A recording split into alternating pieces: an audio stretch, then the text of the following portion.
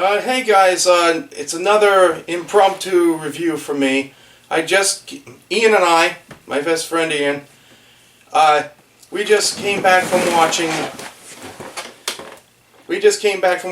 the Power Rangers live action movie. And, Very quickly, I have something to interject. Now, you're wearing a hat. Yes, I am.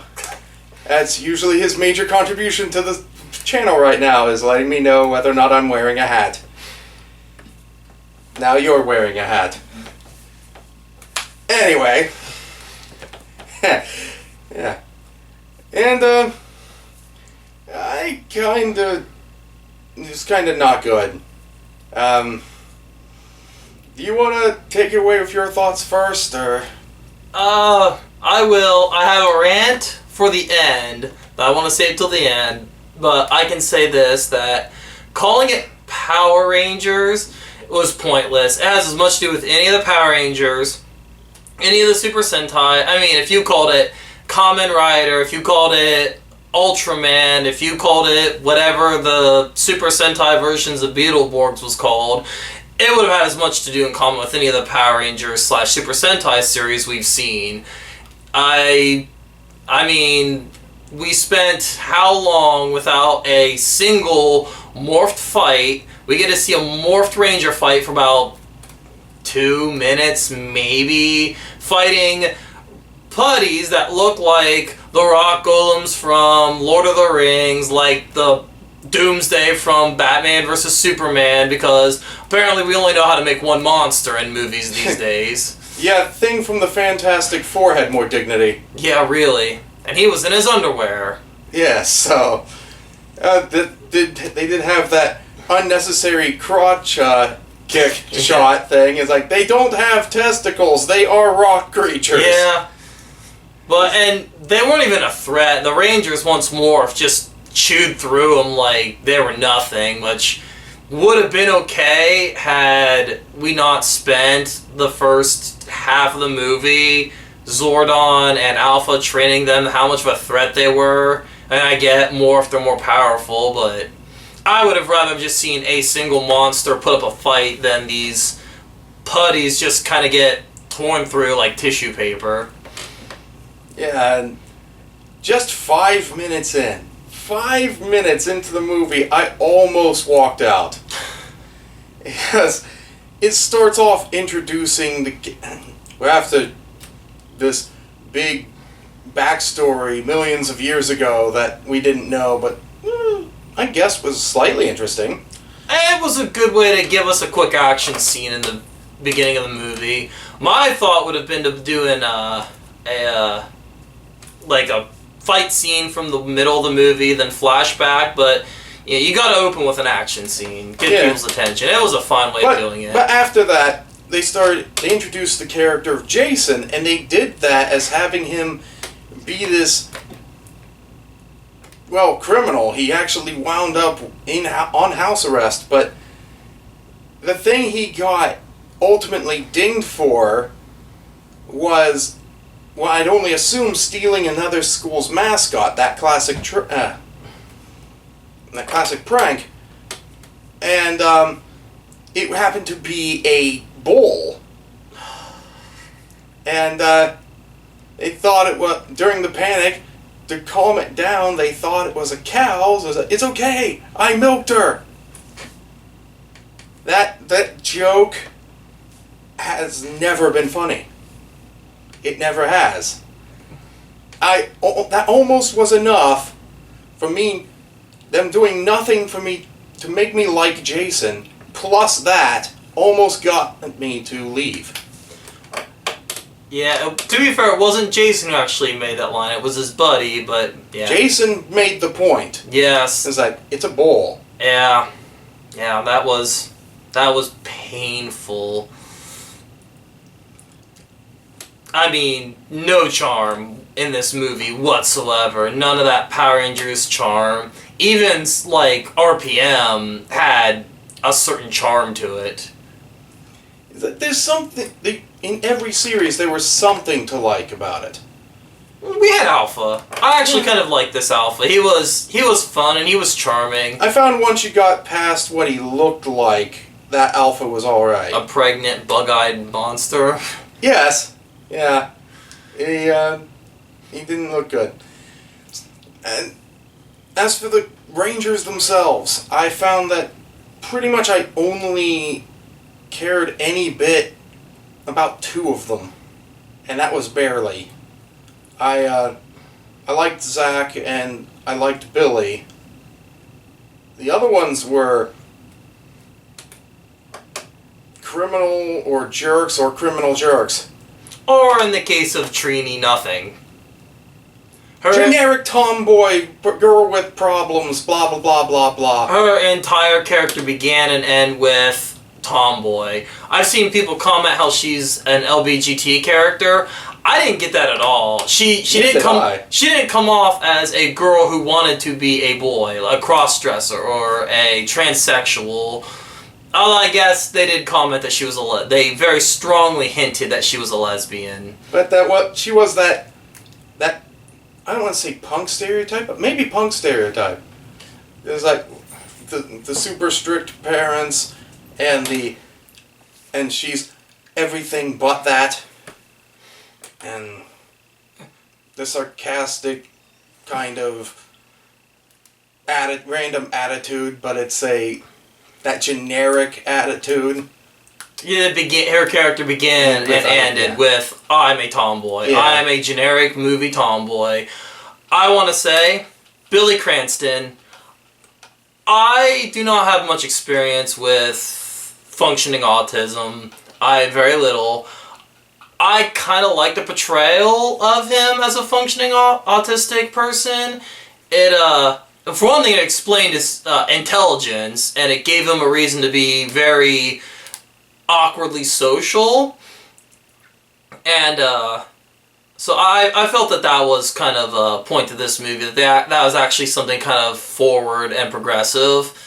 And like you said, Zach was just a genuinely good character. He had trouble, but it stemmed a lot from he lived alone with a sick mom, and a lot of his wanting to run away just came from a fear of loss. And something that me and Josh are both familiar with is loss of family members. Yeah. And I know how much you want to run away sometimes because it's something very hard to deal with.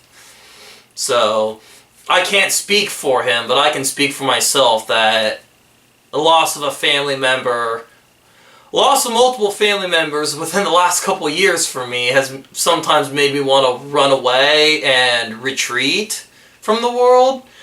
And, this kind of idea of finding strength to carry on, which Zach found with his friends. They were Power Rangers, but he found with these new friends of his.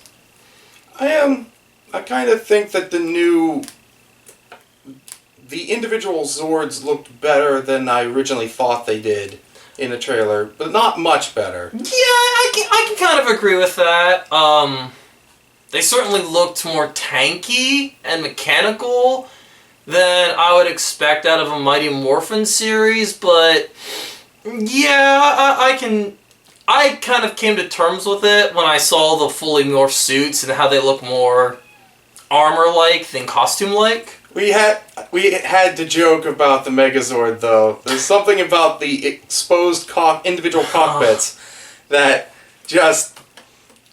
tactically sounds so stupid, especially when 2 were on the knees. Yeah. Like, what if you fall on the knees? Well, yeah. It's like, that's a terrible place. I would have liked to see the transformation sequence. Instead of being completely engulfed in fire? Yeah. Yeah. That would have been more cool. The Rangers fully morphed. I didn't like it first. I come to like them fully morphed. However, when their faceplate's off, because, we have to show our actor's face because we paid for these actors, so let's show their face. It looks bad. It looks almost like they're being eaten by, like, a robot goldroach in their head. Yeah. So it looks terrible with the exposed face, which is what all the promos had them, because, we gotta show Becky G's face, apparently, because she's a big star. Help, Iron Man is swallowing me. It's like, yeah. But with the face mask down, I think it looks better. I didn't even mind the scowly lips on the face. Yeah. With the scowly lips, you get kind of almost a samurai Oni mask thing going on, which can work. Yeah, I can see that. I was thinking Iron Man's fake face on his armor, but yes, Oni mask works too. But speaking of poor costume and effect choices, I don't care for the multiple costumes of Rita Repulsa in this movie. Not really, but 99% of the time, hopefully my wife doesn't see this, taking clothes off of Elizabeth Banks is a positive, but it really looked bad. She didn't look like Rita Repulsa, and she didn't act like Rita Repulsa. She was the Enchantress from Suicide Squad. She was just the Enchantress. About as crazy and about as clothed. The putties looked like the Enchantress's transformed humans in Suicide Squad. A little bit, yeah. Except for the putties had multiple arms, they kind of... And instead of looking like mold, they looked like rock. Yeah. So that's like the only difference. But I mean, they basically had the same aesthetic. Whoever saw this movie, saw the Enchantress in Suicide Squad, and said, I'm gonna build a movie around this. Hey, hi, I'm Saban. Can I get the rights to Power Rangers? Let's add a little bit more cackling crazy and a little less hula dancing. Yeah. But she still did that weird neck bob thing. Yeah. It just wasn't Rita Repulsa. It wasn't. And it wasn't Goldar. It definitely wasn't Goldar. It was like a yellow puke monster. And it's supposed to be gold, but it didn't look like gold to me. It looked like molten fungus. Let's be honest, as campy as the original Mighty Morphin was, and if you want to remove some of the camp, that's fine, but Goldar had a personality. He had this kind of... He was like an honorable knight, as long as his honor suit him. As soon as his honor failed him, gone. Out the window with the honor. He kind of came across as falsely bravadoed, and it was just a charming thing. Rita just summons putties. There's no Finster, and I liked Finster. I thought Finster was a great character. Yeah, whereas this Goldar didn't have a personality because it was mindless. It was just a super putty, basically. Only made of gold instead of rock. And, I don't know.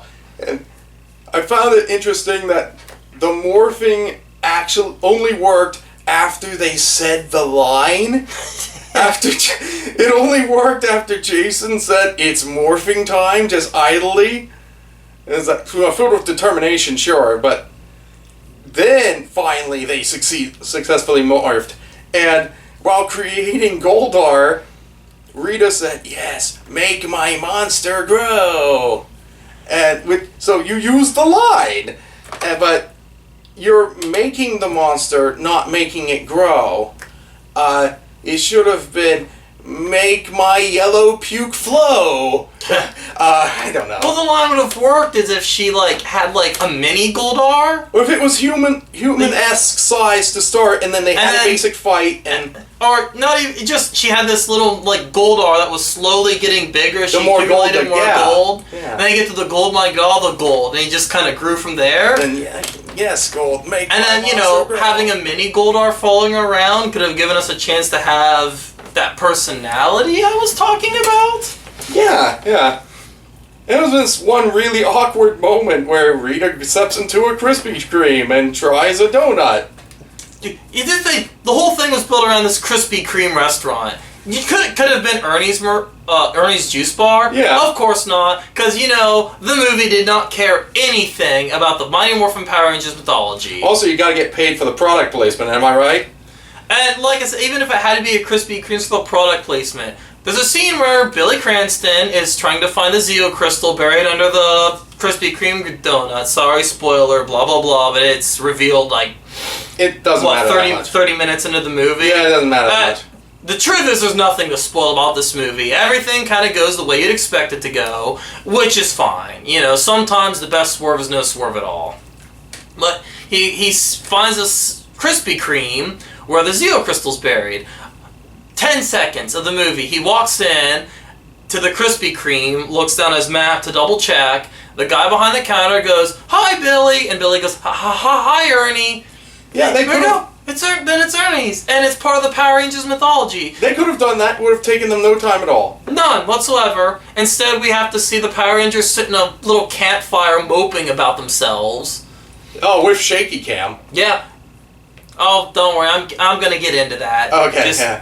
Just you wait, because at the end of the video, I have a very long rant that I would like to say to, as an open letter to cinematographers everywhere. And it's like, instead of the iconic Bulk and Skull, two bullies that were dynamically almost opposites of each other, we have this one completely bland, generic Hollywood bully. Grr, I am going to injure Billy Cranston because I'm a dork. Oh no, I got embarrassed. Now I'm going to injure somebody. I've got no personality. My personality begins and ends with I like to hurt people. I don't know why he's an ostrich, but he's an ostrich now. That's what ostriches sound like? I don't know, maybe. Alright. I think I've exhausted everything I had to say. Want to go on your rant now? Let me think. Yeah, I think I'm done. Okay. So, hold the camera still! Everyone out there who makes a movie, hold the camera still. If you're gonna make a movie, invest in a tripod and stop shaking the bleeding camera. Stop. It doesn't make anything look more action-oriented or realistic. You see, there's a natural motion to head, but our eyes, head, and brain... eyes, head, brain, there, are all connected. They automatically adjust for the motion, so when we move our head, it doesn't bob like that. But we are disconnected from a film, so when the camera bobs, it is disorienting. Every fight scene is so hard to see because the camera can't just sit on a shot and let us watch the action. Old Boy. Watch the movie Old Boy. Watch the fight scene where he's fighting 100 dudes and the camera just kind of pans back and forth very slowly during the fight. That is perfect. There's no shaking. We can see everything that's happening. The action is dynamic. It's fast. But this movie decided it was going to give us a shaky cam during a scene where they're all sitting around a campfire talking. They're sitting around a campfire having a conversation about how boring they are, and the camera's doing this. It is disorienting. It is sickening. Literally sickening. It literally gives me, mild motion sickness. Also, stop washing the colors out of your palettes. Not everything needs to be gray. See, this crap all started with Patton from Steven Spielberg, who washed the colors out to make it look less realistic. Okay, gritty. It's not gritty. It looks bad. The Blue Ranger looked gray, the Black Ranger looked blue, the Pink Ranger looked purple, and the Yellow Ranger looked orange. It looked bad. Their entire defining characters when they're morphed is based on their color. Stop washing the color out of movies. The Beauty and the Beast has done this. There's no dynamic color in this movie. It is all washed out. It's not even a sign of a bad movie. It's just a sign that filmmakers don't know what they're doing anymore. They have lost all direction when it comes to cinematography, you know. This ramping thing, where fights speed up and slow down, speed up and slow down. Once again, I'm going to point to Old Boy, which has one of the most perfect action scenes I've ever seen in my life.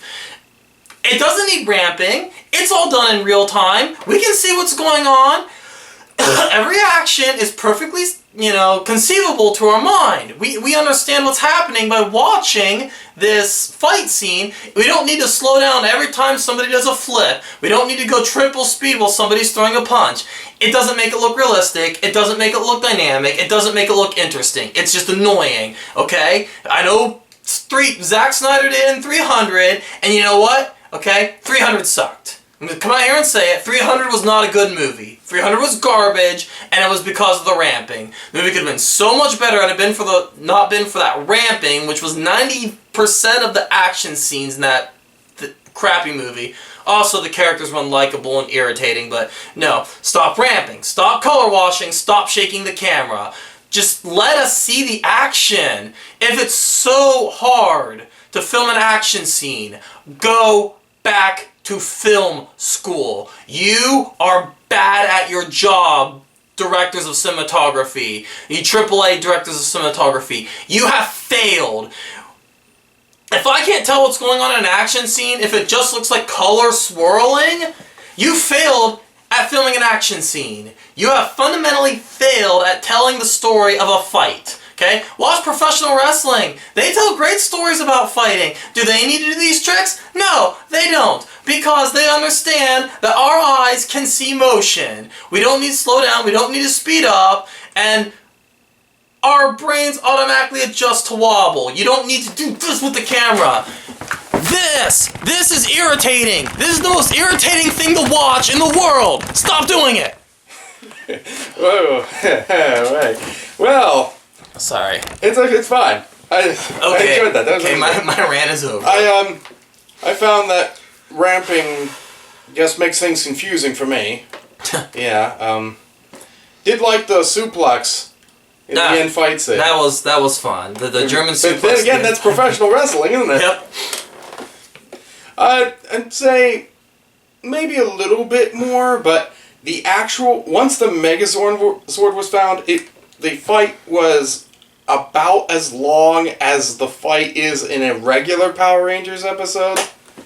Only this is a movie, so I don't know. The fight was passable. Yeah. It didn't blow me away. It wasn't bad. It was an okay fight scene. You know?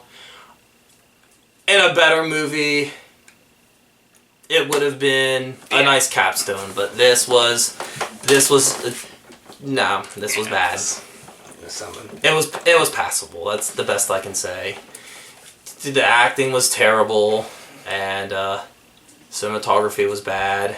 There were cute moments, but it was so hard to get me to like any of the characters, with exceptions of like Zach. Yeah, and Billy. Removing the Power Rangers mythology from the series, it's a D movie. It's not quite fail. It's close. Incorporating Power Rangers name into it, connecting it to the mythology. I personally have grown from a kid. I watched the first episode of Power Rangers when it debuted in America, and I have been following Power Rangers off and on, but fairly regularly since. It was a betrayal to the series. There was no charm. There was no likability. Yeah. There was no Sentai. It didn't have any the Super Sentai feel. It didn't have any of the Power Rangers charm. However, Tommy Oliver, Jason something. I do not remember his name. Yeah. And Amy Jo Johnson made a cameo at the end, which is depressing. It was just like the cameos at the end of Megaforce, where it was just there to be there instead of having any real purpose. Just, oh yeah, hey, we spent part of this movie's budget on getting these two people into this piece of crap. Yeah, that's probably what they bought with the Krispy Kreme product placement. Probably. Yeah.